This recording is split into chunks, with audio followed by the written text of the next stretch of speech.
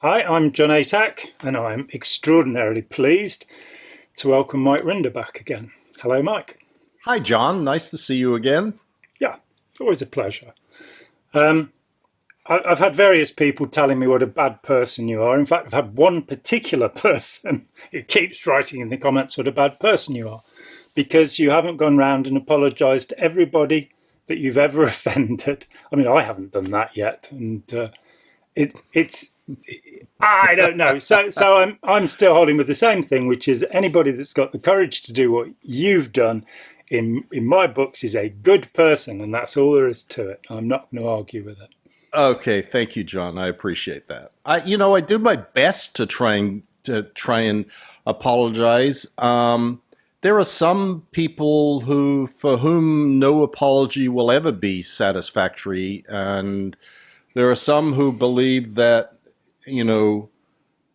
even the apologies that I have made or the things that I've done are insincere or they're not complete, or it's like, you can't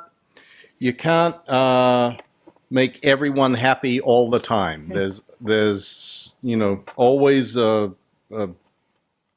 small number who are dissatisfied no matter what, and I can only do what I can do and try and be as frank and straightforward and open as I can, and let the chips fall where they may. So Yeah. Well, anyway, I forgive you totally, and as we said before we started recording, I do have the power to do that. Power invested in me, was that right? I have the proclamation yes, power that's to exactly forgive. right. The power invested in me. Yeah, because I did the class 2 course, Exactly. and Ron Hubbard's given me the power of forgiveness. Good job. Yeah. Good job, John. So And as soon as we're done here, we can start on our Joburg sec check. Oh, yeah. Well, I'm going to do the whole track sec check, actually, I think. Have you ever blanketed bodies, Mike, for this sensation kick? I bet you have. Have you ever run a baby farm? Come on, let's have it. Let's have the truth. And about the diamond smuggling question, that one did let's seem have to be it. Out with it. Out with it. That's reading. That's reading. Oh, no. Okay, I thought we'd, Oh, let me recap that. When you were about 6 years old, is that right? Your parents became enamored of Scientology.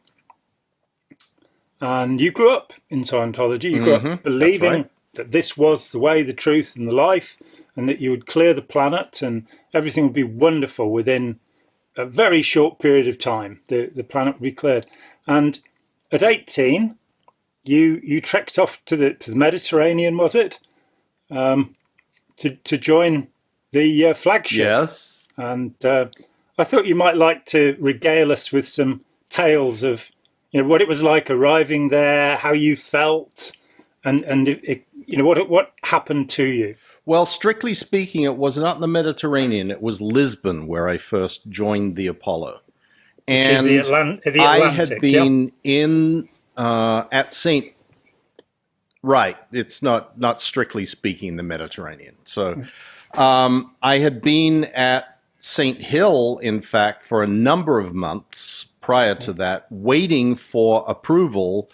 I had come from Australia. I sort of got waylaid at St. Hill, and I was waiting for approval to go to the Apollo. And only later did I find out that the reason that the approval was not coming was that this was the time when Hubbard was holed up in Queens, New York, with Jim Dinkelsey and Paul Preston. So 73, after 72, having 73? Escaped. It was into 73. Yep. So this was in the summer of 1973. And, he'd escaped Morocco when the Moroccan Navy had escorted the Apollo out of the country. And the ship was undergoing what they called the Clean Ship Program, which was people crawling through the vents and removing all particles of dust and dirt and fungus, because, as you probably know, John, Hubbard was notoriously phobic about dirt and smells. Smells drove the guy crazy. Like, he wrote bulletins about smells, and that smells were a form of controlling people, and rosewater was like the evil invented by the Psychs to mass control the population, all sorts of crazy stuff. And so the entire ship was engaged in this program of cleaning the ship from top to bottom in order to prepare it for the return of the Commodore. Yeah. And when he came back in sometime I think it was early September 1973, within a couple of days, I was given the clearance to now proceed to Lisbon, although I had no idea where I was going. It was not until I was dropped off at Heathrow and handed a ticket did I know that I was getting on a plane to go to Lisbon. Mm-hmm. And there were like dozens and dozens of boxes that were accompanying me of mail and various, communications going to the Apollo. And I arrived in Lisbon and I was told, this guy, Chuck, is going to pick you up at the airport. And that was Chuck Adams, who was the liaison point in Lisbon for the Apollo. And he had a little office and a little van, and he and one other person were like the relay point. And he met me at the airport, drove me down to the dock, and there I stood on the dock with all these boxes, my little suitcase, looking up at the Apollo, and the back end of the main deck of the Apollo was open to the air. It was called the quarter deck. Or actually, that was the A deck rear. Terminology doesn't really matter, but there was a railing that went around, and it was mealtime, and everybody was out there hanging over the railing, smoking cigarettes, like I ended up doing for many years thereafter, and staring down at this newbie who was standing on the dock, and kind of obviously every person up there was talking about, oh, what's this? Who's this person? What's he like? What, And I'm standing there kind of in awe of being at the home of L. Ron Hubbard. Like, I'm about to step on board the vessel of the king, the vessel of the god, the vessel of the ultimate humanitarian, the man who discovered that I'm a Thetan, the source of all wisdom in the world. And this was like a big moment. Mm. But of course, before I could go on the ship, I had to stand at the bottom of the gangplank, and then the medical officer had to come down to make sure they didn't have some horrendous disease that I was importing onto the ship. I made my way on board, and the first person that I was to see was Maria Starkey. And Maria Starkey was the wife of Norman Starkey, the captain of the Apollo. And Maria was the third mate, or the HCO area secretary. And, she's since passed on, but she was a very, how do I put it, stern Afrikaner, with a very, very sort of superior manner. Like, and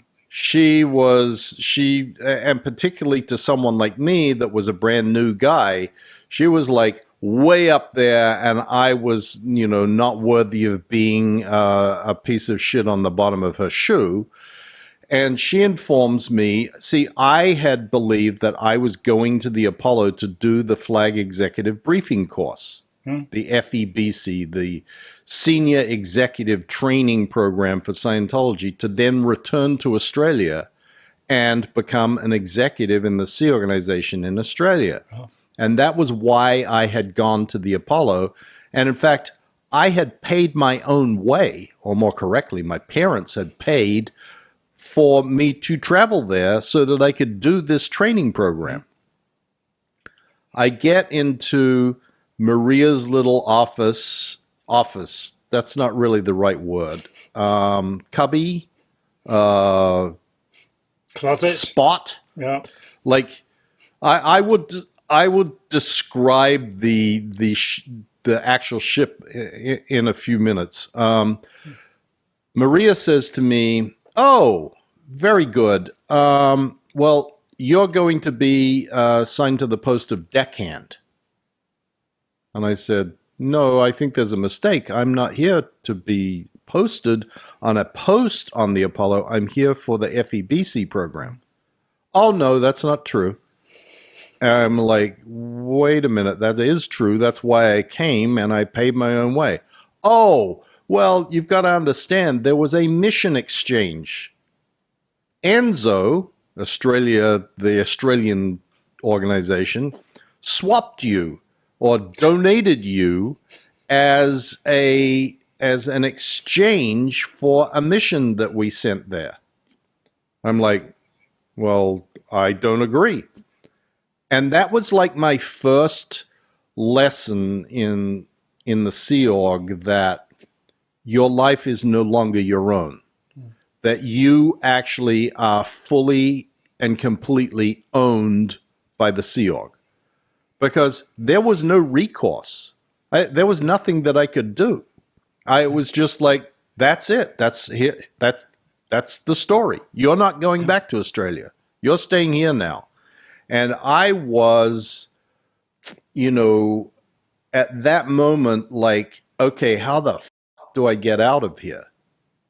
And they had taken my passport. I didn't have any money. I didn't even speak Portuguese. I'm like, there's a quartermaster at the gangplank who stops anybody from coming in, going. I felt like I was just now trapped. So then she says, "Okay, well, let's get you to your berthing." I'm like, "Oh, okay." Anybody who has ever ventured into the men's dorm on the Apollo will have has a very good understanding of what the Black Hole of Calcutta was like. The men's dorm on the Apollo was at the very stern of the ship, at water level, at sea level, low down, and it was a room that I guess was 60, or a space that was perhaps 60 feet long and 30 feet wide, and it had been where cattle had been transported back when the Apollo was a cattle transport ship. And because of the nature of the Apollo, where there were different organizations on board that were on different schedules, like there was the management organization operated from noon until 4 a.m. and the ship operation went from 6 a.m. to 10 p.m. And so there were always people sleeping. So this dorm consisted of, in that space of 30 by 60, perhaps 60 bunks, 3 high, and the overhead was 6'6". So you can imagine 3 bunks fit in a space from deck to overhead of 6'6", and there was no light. There was also no air conditioning. There was no air conditioning on the Apollo at all. None.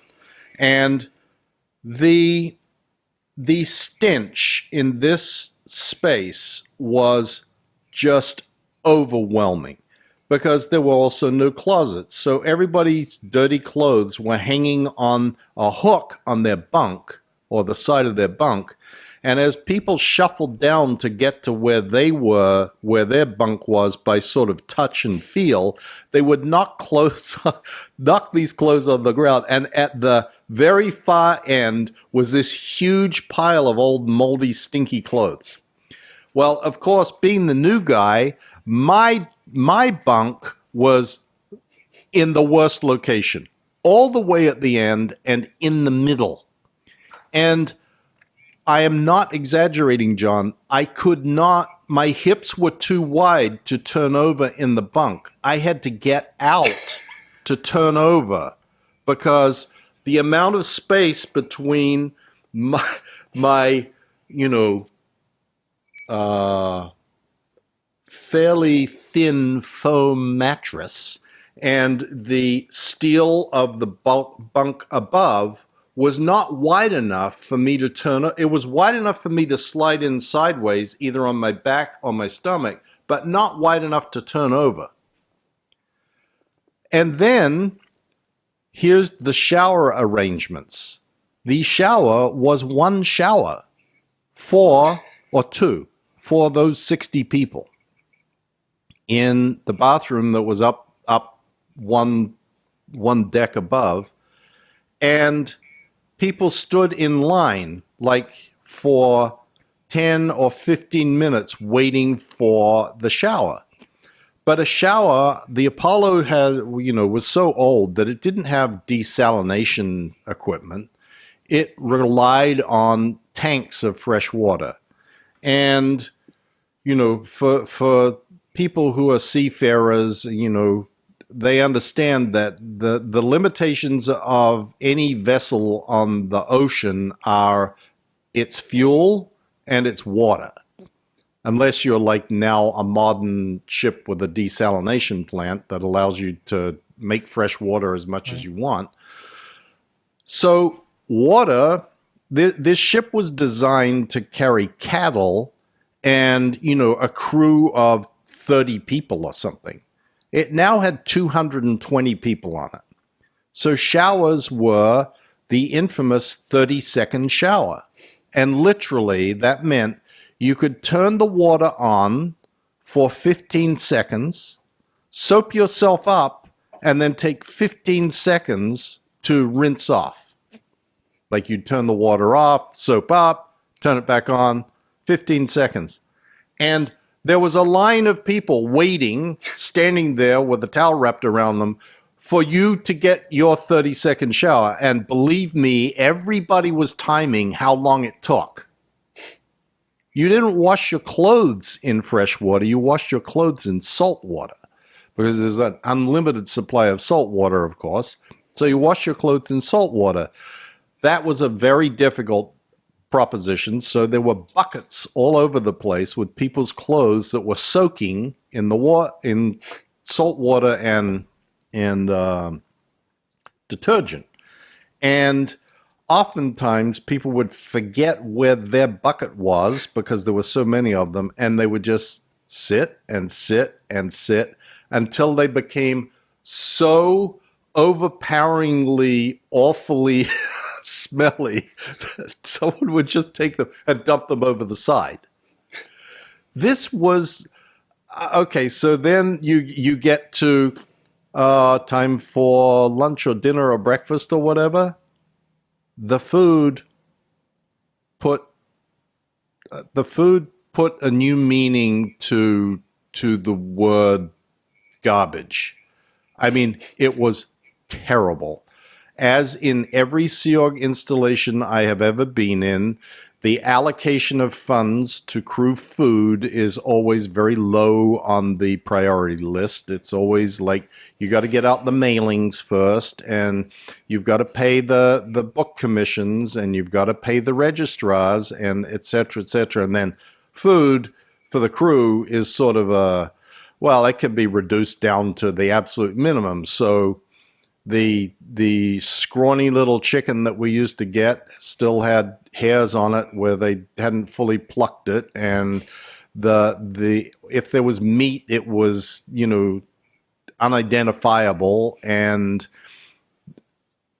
in any event, this was not the utopian world that Hubbard had described as, here is what Scientology can bring to society. It was almost the exact opposite of that. Everything about it was was terrible. But there's always an answer for everything in Scientology. There's always an explanation and a reason and a here is how this works. And the prevailing attitude on board the Apollo was, it's just messed. Messed is unimportant. Messed meaning matter, energy, space, and time. The physical universe, that's not important. What's important is the spiritual realm, is clearing the planet, is the larger purpose. All of this stuff is silly. You know, don't let it distract you from fulfilling the glorious goals of Scientology just because the bed sucks or the food's no good or you're not really happy about the assignment that you have. And it's funny because it was almost a badge of honor. And I think that even to this day, it's sort of viewed as a badge of honor or a sign of toughness or a sign of your dedication that you can put up with so much shit. And when everybody around you, who are all the senior most executives of Scientology, the operating thetans, L. Ron Hubbard himself, are all fine with this, who are you to kick up a stink? Mm-hmm. And this is the mindset that gets really inculcated into you when you become a Sea Org member. Mm-hmm. And if you can't get away quick before you get really indoctrinated into that, you're sort of stuck. Mm-hmm. And as soon as you get stuck and decide, okay, I'm going to try and stick this out. I'm going to try and make this work. I owe it to the world to try and make it work. I owe it to myself. Maybe there's something I don't understand yet. Maybe all these other people have much more insight. Maybe they understand things way better than I do, and I just need to continue and carry on, and eventually I will figure that out too. And that is, if I can encapsulate anything about Scientology that is the trap of it, it is that. The idea that there is a hope that something that you find so nonsensical, unacceptable, or wrong is merely that way because you don't fully understand. And that if you keep going and persisting and carrying on, the way out is the way through. I mean, there are so many of these thought-stopping ideas in Scientology that are part and parcel of the fundamental concepts of everything about it, that it's hard to describe them all. I'm sorry, I am ranting like a lunatic today. No, you're not. No, it's good. It's really good. I'm really pleased. I was, a few months ago, I sent a list of these excuses, the Make It Go Right, all of this, that had been the ex-Scientology Kids Forum had put together. And the list was nearly 400 Scientologisms that are used to excuse the fact that it's not working properly. I'd also like to interject that your description of your arrival and what happened to you was pretty much you were enslaved. You'd been sold by the Australian organisation. Yes. Just appalling. That's absolutely right, John. I mean, the Apollo was a modern-day slave ship.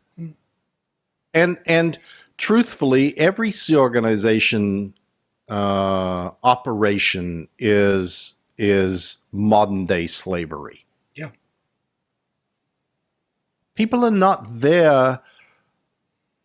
What the trick of it is that the response to that is, well, you got there by your own choice. You weren't dragged in chains. Mm-hmm. Well, that's true.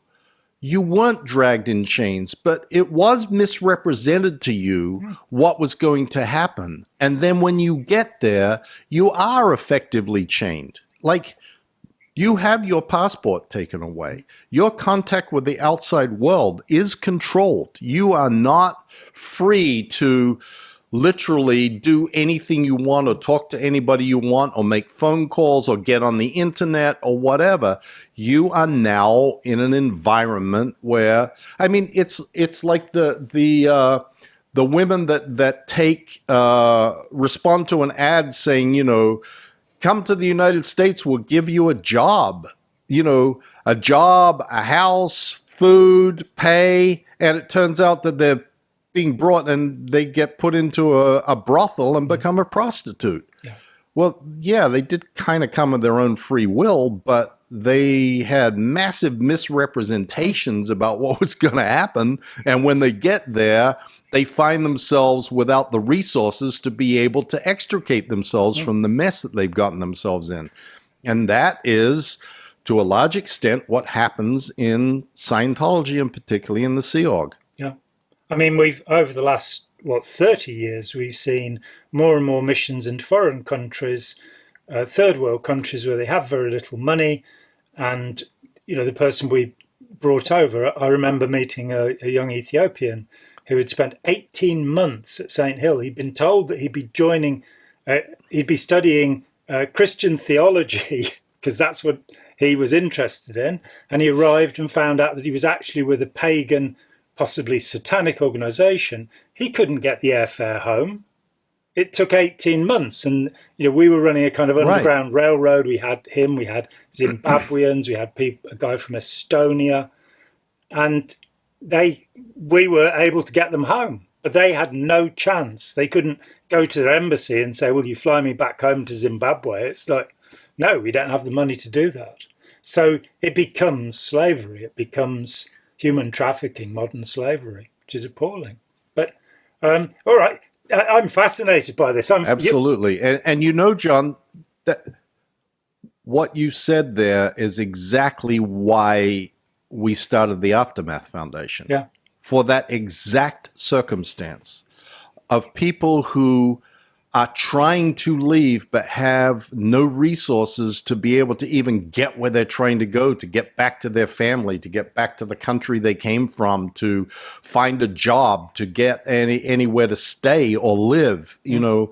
And that is a very important thing, because if we could get everybody who is in the Sea Org or on staff to understand that that resource exists for them, it would make it a hell of a lot easier for them to make the decision to walk out the door. I mean, one of the things that we found useful was that because we knew the drop-off point for those few who got Saturday mornings off, we could put up posters in the language of the people who had been abducted. And so the only people who could read these posters were those people. And they did not, we found that they did not develop any further towards Scientology. They were not people who wanted to be there. It wasn't a matter of talking them out. And I must say that my concern, why I sort of had a couple of years back in 2013, 2015, after many years away, was because people don't seem to recover, on the one hand. It does need, you know, and it just takes a day usually to get somebody sorted out, but they can wait for 20 or 30 years because, you know, the right thing hasn't happened to open them up and get the process of elimination taking place. You know, so they have the grand Scientology constipation for a lifetime, possibly. That was one thing. The other thing was that I'm worried that when it does implode, the people won't have anywhere to go. So my concern is for, you know, I mean, Ken Urquhart called me an anti-Scientologist at one point, dear Ken. And I had to sort of say, look, this is one thing I've never been. It's an anti-Scientologist. I am the most pro-Scientologist person in the world, because everything I did was because I was concerned about exactly the horrors that you are describing and how to extend a hand of friendship. You know, if it has my name on it, there's no way anybody's going to leave. But to extend a hand of friendship and say, it is okay, you can leave now. You know, there is a life out here and we'll help you. So the Aftermath Foundation is really significant, really important.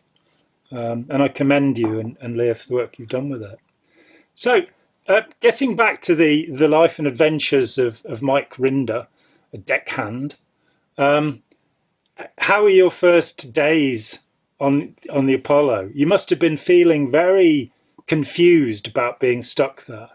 The following, after I had my horror night, my first night in the men's dorm, and by the way things always worked on the Apollo was when someone for some reason got busted or left or whatever, the first come first serve, Lord of the Flies kind of rules went into action, and you got to go grab their bunk if it was better situated and better located. And eventually I made it all the way near the door in a top bunk that had its own little light socket.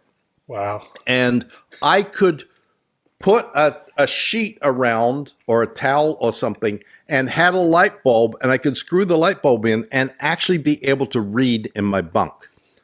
Now, the only downside of that was that it was still very low, and when the light bulb wasn't in there, 2 or 3 times when I was trying to get in or out of the bunk, I stuck my head in the light socket and gave myself a round of ECT.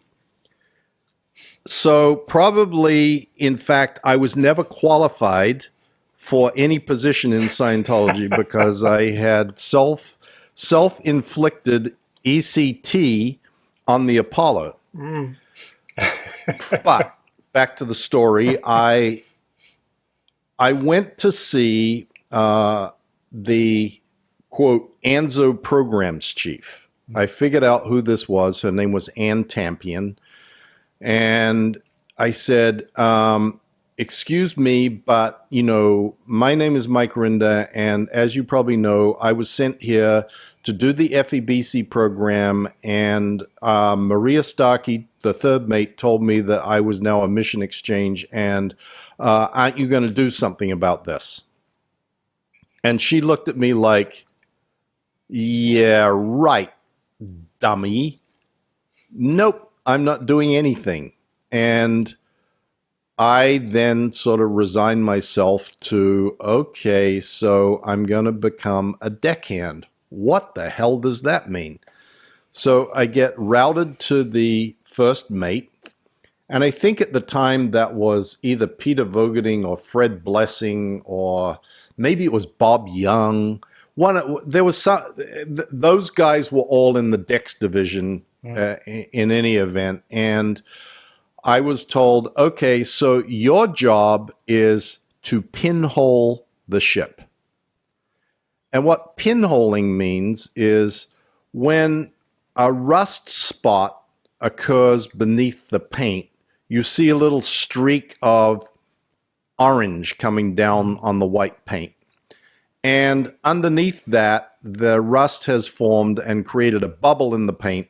And you chip around where the bubble of rust is, and then you use a wire brush and you scrub away all the rust down to the bare steel of the hull, and then use this stuff called red lead, which is literally lead-based paint. That's orange, reddish in color. Slap a bit of that on there, wait for it to dry, and then put white over the top of it. And from a distance, it looks white. Up close, it looks like you've had a ship that had a bad case of smallpox, because there are like spots all over the place. Everywhere there's little spots and dents and indents and whatever. But that was the job. And interestingly, I met there was one other guy who was on the decks, and his name was Paul Davis, and he was from Durban, South Africa. And he became like my only friend. And we got along pretty well because I was Australian, he was South African. We liked cricket and had a lot of sort of common attitudes about things. South Africans and Australians have a lot of similarities. And so I found a friend, and that made life much better,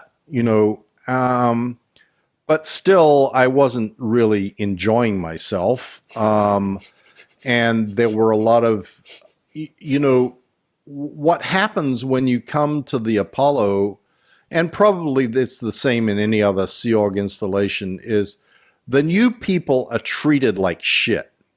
Like, you're nothing until you have been sort of tried and tested by the powers that be, and in this case on the Apollo. Like, you were a nobody, and the proof of my nobody status was that within 2 days I was assigned the worst job on the ship, and that was to sit outside the cabin of Bruce Welch.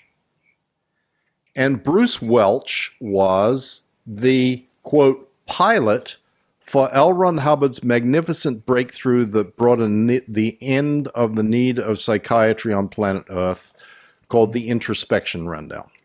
Yeah. And Bruce Welch was an electrician on board the Apollo, a very large man who had had a complete mental breakdown. And Hubbard was experimenting on him as to how to cure him from his mental breakdown, because certainly nobody from the Apollo was going to be sent to a psychiatric institution. So he was locked up in a cabin in the forecastle of the Apollo. And when I say locked up, I mean the door was not only locked, there was a chain and ropes that went from the door and the door handle to the bulkhead across, and the eyelets in the bulkhead to keep the door closed. Because Bruce was exceedingly violent. In his psychosis, there was a porthole in that cabin, and he had literally, with his hands, torn apart and pulled to pieces the steel bunk and the steel locker that were in there, and stuffed them out the porthole. He twisted them into small enough pieces. The mattress and everything had gone out the porthole. And he screamed at the top of his lungs incessantly. And my job was to sit outside that cabin from midnight until 8 a.m. to ensure that nobody made any noise. Because that was Hubbard's theory, was that all outside stimulus needed to be removed, that it had to be a quiet. Meanwhile, he's inside screaming and banging on the door and, get the Commodore down here, I want a conference right now, and shouting and going berserk. And I'm sitting outside to make sure that the people that were around weren't making any noise.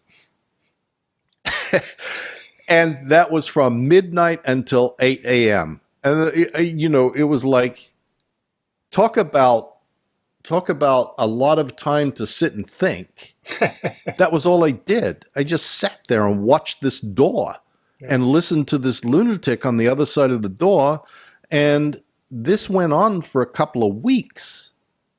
And eventually, an auditor, Ron Shafran, came and went in the room with this guy to audit him. Like, he had calmed down, like progressively had calmed down when nobody was responding. I mean, literally, when food was delivered to him, 4 people came to deliver the food, 3 to hold the door and 1 to slide the plate inside and then quickly pull it all shut again so he couldn't get out. And I'm like, Ron Shafran was not a big guy. He was a little, like he was, 5'4" or something, and maybe 140 pounds. A little slight guy who was at the time Commodore's Staff 4. He was CS4 in charge of tech. And he was a class 12 auditor, the best of the best. And he went into this room, and I got to tell you, from that moment on, I thought that Ron Shafran was the king of the world. Like, I couldn't believe this guy did this. I was like, holy shit, he actually went in there and he came out alive. And that takes some serious balls to do that. But understand, John, this was, this came home to me when Lisa McPherson incident happened. Because Lisa McPherson was supposedly undergoing this introspection rundown that had been developed through L. Ron Hubbard's research. Well, his research was one guy. That was his research. One guy who calmed down after 2 weeks of being locked in a cabin and then had some auditing by Ron Shafran and then got thrown off the Apollo immediately. Like, as soon as they thought that they could get him to an airport and have him not go crazy in the airport, he was put on a plane and sent back to the United States, and who knows what happened to him. And that was the introspection rundown. This was that bulletin got issued in, I think, February of 1974. I had arrived on the Apollo in, I think, October or November of 1973, spent a couple of weeks on the decks, and then had done the Bruce Welch loopy watch from midnight till 8 a.m. And then the minute that was done, Hubbard issued the HCO bulletin saying, called the Introspection Rundown, saying the last reason for psychiatry to exist on Earth is now gone. I have solved psychosis. And that was how that happened. Exactly. And interestingly, from there, because I was now basically an expendable, because the Dex division had given me up as their contribution to the Loopy Watch, I was seen to be someone that could be used for whatever, and I got assigned to the shore unit in Madeira that was being created by Hubbard as part of his PR research on how you create safe points. So Madeira. In early 1974, I am put out in the island of Madeira and with 4 women who were all multilingual to do surveys on tourists, and a gentleman who remains a very dear friend of mine, Jim Dinkelsey. And Jim Dinkelsey had been the medical officer of the Apollo, and Jim Dinkelsey had been one of the 2 people who was with Hubbard in New York. When Hubbard scrammed from the Apollo out of Morocco, 2 people went with him, Jim Dinkelsey and Paul Preston. And they lived in the little dingy apartment with him in New York for a year. And when they got back, Hubbard had his infamous motorcycle accident and basically broke his arm, fell off his bike, and that was a horrible experience for everybody, but most particularly for the medical officer who was supposed to care for the wounded Mr. Hubbard, and Hubbard had an aversion to doctors, an aversion to dentists, an aversion to any profession of any kind because they were not favorably inclined towards Dianetics.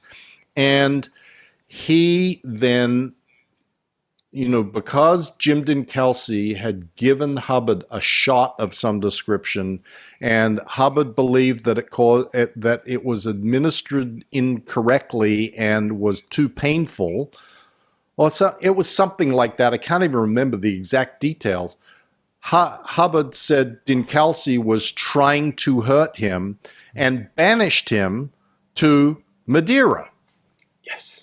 With an order that Jim was to do 50 hours each way of opera by dupe, which is the opening procedure by duplication, an objective process that Hubbard developed, also called book and bottle, where you walk back and forth with someone and pick up a bottle at one end of the room, and how much does it weigh? What is its color? What's its temperature? And put it back down, and then walk to the other side. Pick up the book. How much does it weigh? What's its color? Blah, blah, blah. And Jim Kelsey was assigned to do 50 hours of that each way. He had to audit someone 50 hours and receive 50 hours. Guess who? That was me. Yes. So Jim Kelsey and I would do this in our little apartment in Funchal, and going through an experience like that with someone creates a bond that is unbreakable for the rest of time. It just is. And that was a remarkable experience. But I'm just sort of rambling on about my life story. The end of Funchal comes with the rock concert. And I have quite the story about the rock concert, because I was like the only person that was there in the office and apartment that we had that everybody knew was the Apollo office and where the Apollo people were. And for those who don't know what the Madeira rock concert was, it was when the locals in Madeira basically stoned the Apollo out of port. And the backstory to this is that in April of 1974, I think it was in April, there was a revolution in Portugal, and the military deposed the former dictator of Portugal, Spinoza, and took over the country. And there was this very massive sentiment against the wars that Portugal was fighting in Angola and Mozambique in Africa. They were the Vietnam of Portugal, because those were two Portuguese overseas territories, and they were fighting an insurgent war in both of those countries. And it was exceedingly unpopular in Portugal. I mean, there was mandatory military service for everyone that was the age of 18, and it was like a big deal. And ultimately, the military took over the country. And oddly, the military kind of took over the country in order to end the wars. It's like sort of a strange thing, but part of it was there was this massive anti-imperialist American sentiment in Portugal at the time. This was the wars in Mozambique and the dictatorship in Portugal was seen. Portugal was seen, and Spinoza was seen as like a tool of American imperialism, and this was a very left-wing, even though it was military, it was sort of a left-wing coup. And the rumor had started that the Apollo is a CIA ship, and that the Apollo was here in Portugal carrying out secret CIA operations. And, of course, this idea was fomented really by the kooky shore story that Hubbard had invented for the Apollo. The Apollo was not a Scientology ship.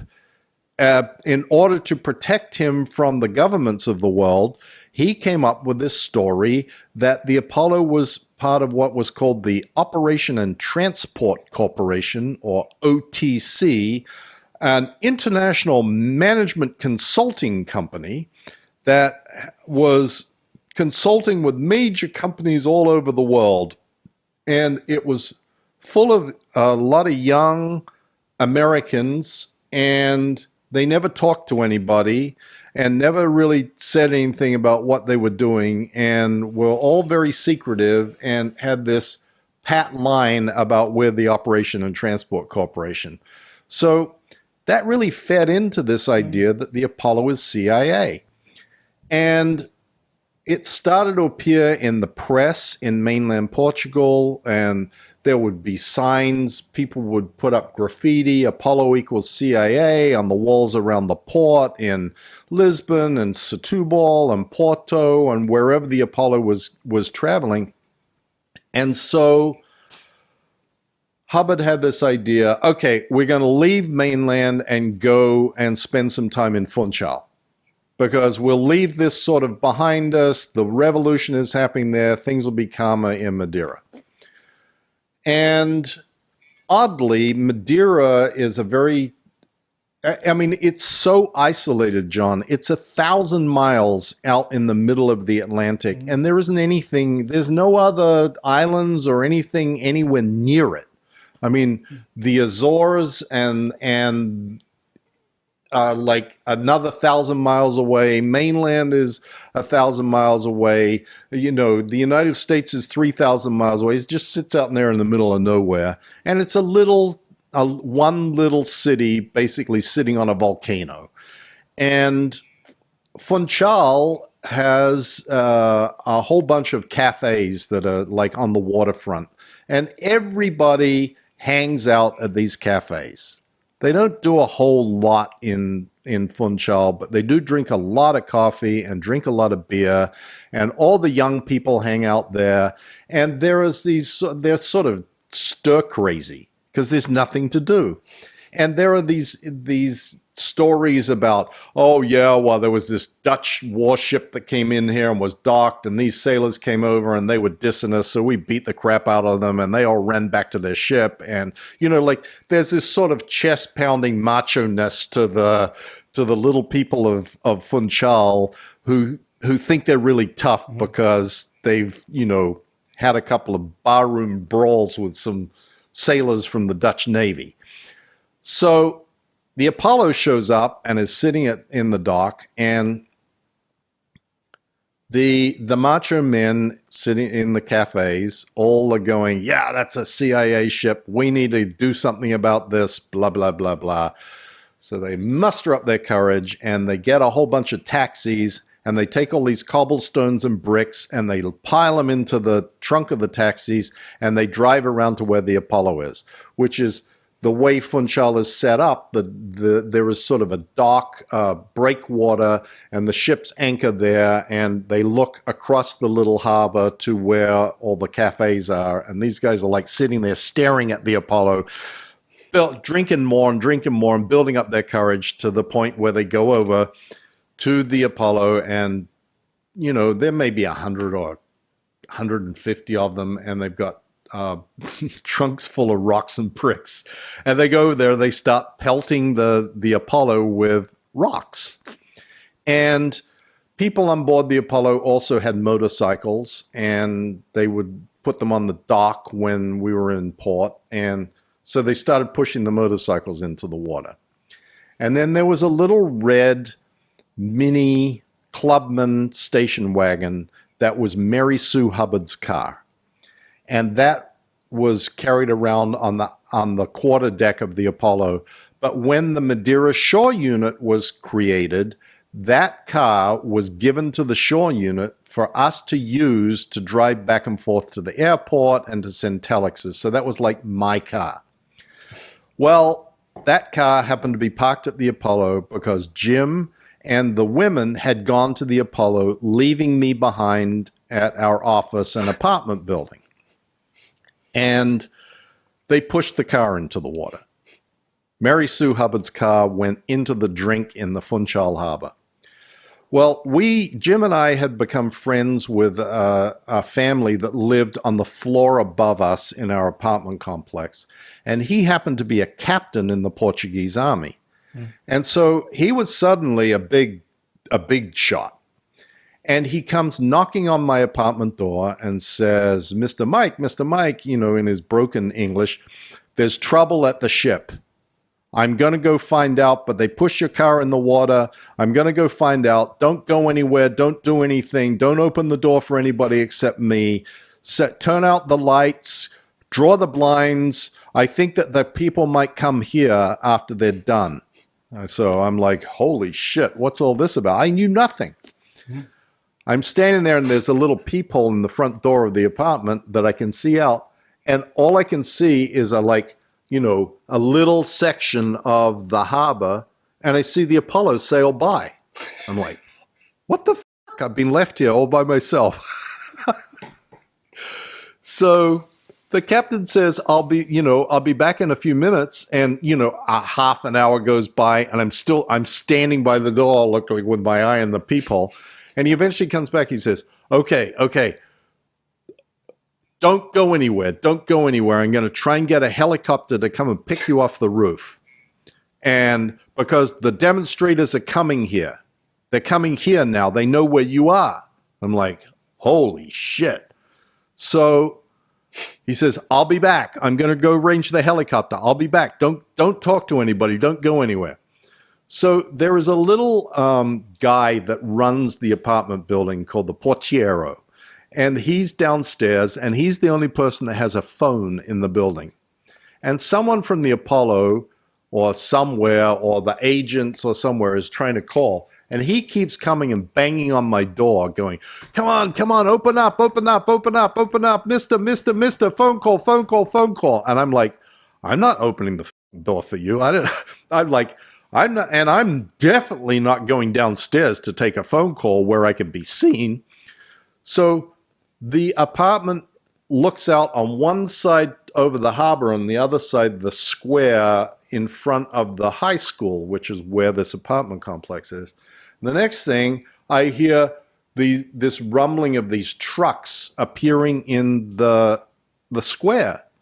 And I peek out through the Venetian, I crack the Venetian blind about that bit, and I peek out, and they're army trucks, 4 army trucks, and they pull up, and 20 soldiers disembark from each one with machine guns and surround the apartment building facing outwards.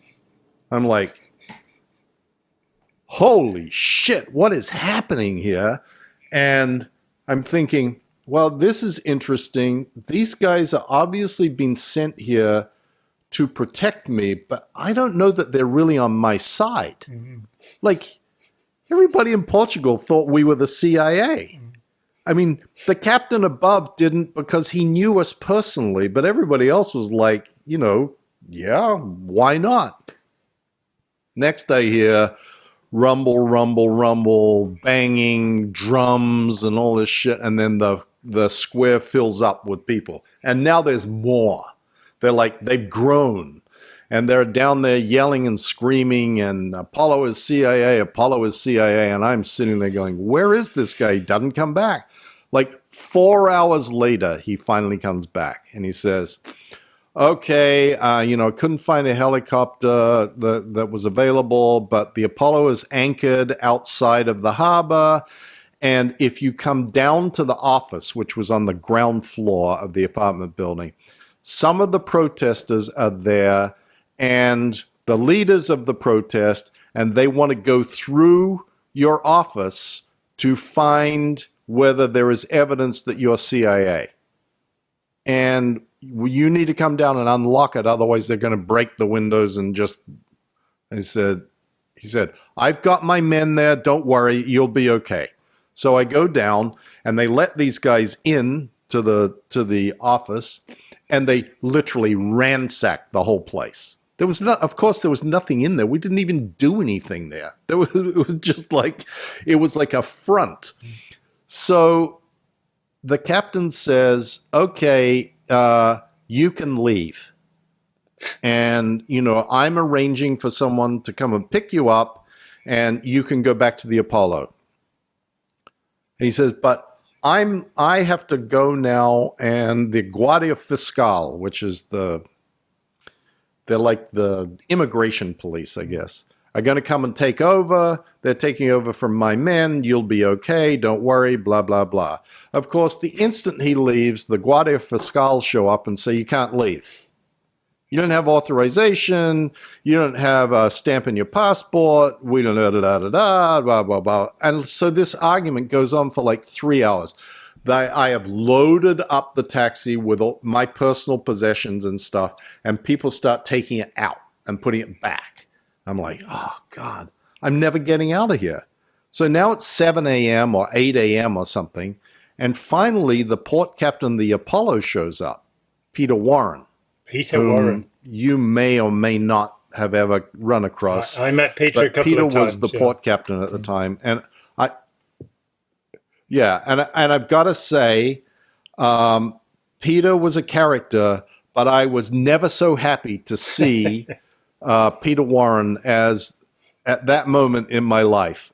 And eventually, the Guardia Fiscal just dicked around forever, and the captain ultimately came back and just said, hey, they're leaving, and had his men take me to the cab and direct the cab down to be picked up by a lifeboat from the Apollo. And I was sort of the last person left in Madeira, went to the Apollo, and like just as I was so happy to see Peter Warren, that was the first time I was really happy to be on board the Apollo. Mm. Like, it was a moment where I was actually like, I am so happy to be here. I'm home. Like, this was, one of those crazy things where you have an insane experience, and that insane experience leaves you appreciating what you have that you previously had been thinking, oh, this is really bad, this sucks, this is shitty. Now it seems wonderful. Wow. Maybe that's a good point to take a pause, and we can. I want to pick the story up. I've talked a lot today, John. Yeah, well, that's really good because you've said very interesting things. I mean, if you'd said boring things, that wouldn't be any good. But just one last point, because from Funchal, the Apollo then runs away back to the US. Yes, this is the end of the Apollo's. Well, tries to go to the US. Yeah, tries to go to the US. And yeah, Hubbard says we're going. What? Well, no. Let's pick that up the next time we talk. I just have one question, which is, okay, how often did you see Hubbard, and what idea of Hubbard did you get while you were on the Apollo? Well, that really comes next, because I had not run into Hubbard when I was on the decks, and certainly not in Funchal. But when I came back to the ship, then I got a new assignment, and that was when I had my first encounter with Hubbard. Okay, well, let's pick that up the next time we talk. Face to face, person to person. Yeah, we'll pick that up. That can be the cliffhanger for our next episode. Excellent. Thank you. That's been, I'm supposedly a historian of the subject, and I have talked with various people who were at the rock concert. But nobody who was left behind on the island before. So we'll pick it up next time. So it has been my pleasure to have Mike Rinder on the show. I'm John Atack, and this is Mike Rinder. And we thank you very much for your time. Hi, John here. Thanks for watching. We'd appreciate it very much if you would click like, as well as subscribe, and click the bell for notifications. Every dollar helps, and we welcome new patrons on Patreon, or you can make a one-off payment with any currency through PayPal. Thanks so much.